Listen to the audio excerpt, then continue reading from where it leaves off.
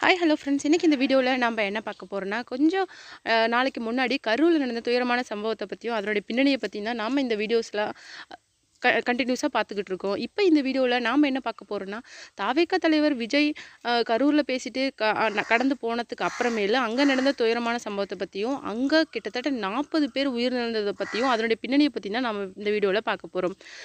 அது ரொம்ப மனசுக்கு கஷ்டம் தர விஷயமா நமக்கு இருந்தாலும், அதை விட முக்கியமான விஷயம் என்னென்னா, இவ்வளவு சதி செஞ்சு ஆளுங்கட்சி மறுபடியும் ஆட்சியை தக்க வச்சுக்கணும்னு நினைக்கிறாங்களா அப்படிங்கிற கேள்வியும், அதுக்கு அடுத்தது எதிர்பாராத விதமா எல்லா திரைப்பிரபங்களும் சொல்லி வச்ச மாரி கொஞ்ச நேரத்திலேயே அவங்களுடைய ட்விட்டர் பக்கத்துல தன்னுடைய துயரத்த ஆதங்கத்தை தெரிவிக்கிறாங்க. அது இன்னும் ரொம்ப நமக்கு வேதனை அளிக்கிறது.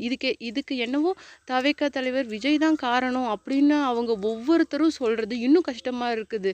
திரைத்துறையினரே அவங்களுடைய ஆளுக்கு எதிரா பேசுறது ரொம்ப கஷ்டமா இருக்கு. அதே நேரத்துல இது நம்மள ரொம்பவும் யோசிக்க வைக்கிற மாதிரி இருக்குது.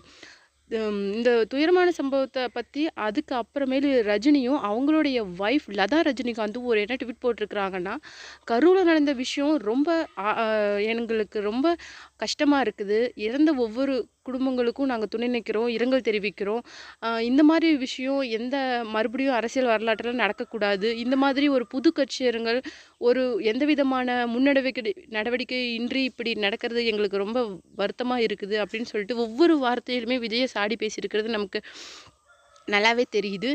எந்த விதமான அரசியல் இதை பற்றியும் என்கிட்ட கேட்காதீங்க, அரசியல் விஷயத்தை என்கிட்ட கேட்காதீங்கன்னு சொல்கிற ரஜினிகாந்த் இப்போ தானே முன் வந்து ட்விட்டர் பக்கத்தில் தன்னுடைய இதை தெரிவிச்சுக்கிறது நமக்கு ரொம்ப சந்தேகத்தை ஏற்படுத்துது. லதா ரஜினிகாந்த் நேரலையில் வந்து அவங்களும் தன்னுடைய இரங்கலை தெரிவிச்சிருந்தாங்க. அது இல்லாத விஷால் வந்து விஜயை பற்றி ரொம்ப பேசுனது ரொம்ப கஷ்டமாக இருக்குது. அது இல்லாமல் இவங்கெல்லாம் ஏன் ஒட்டுக்கா சேர்ந்து விஜயை சாடுறாங்க அப்படின்னும் தெரியல. சூப்பர் ஸ்டார் ரஜினிகாந்த் காசு கொடுத்தா என்ன வேணாலும் செய்வார் அப்படிங்கிற மாதிரி எல்லாரும் பேசிக்கிறாங்க.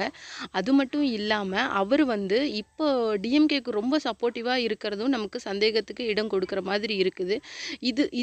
இந்த இதில் 16 பெண்கள் மற்றும் 6-7 குழந்தைகள் இறந்தது எல்லாருக்குமே ரொம்ப கஷ்டமாக இருந்தாலும், இந்த மாதிரி ஒரு விஷயத்தில் எல்லாரும் அரசியல் ஆதாயம் தேடுறதும் அரசாங்கத்துக்கு சப்போர்ட் பண்ணுற மாதிரி பேசுகிறதும் ரொம்ப கஷ்டமாக இருக்குது. நீங்கள் இந்த வீடியோ பற்றி என்ன நினைக்கிறீங்க? அப்புறம் விஜய்க்கு சப்போர்ட் பண்ணுறதை பற்றியும் உங்களுடைய ஆதரவை நம்ம கமெண்ட்டில் மறக்காமல் தெரிவிங்க. மறக்காமல் நம்ம கமெண்ட் போடுங்க. மறக்காமல் நம்ம சேனலை சப்ஸ்கிரைப் பண்ணிவிடுங்க.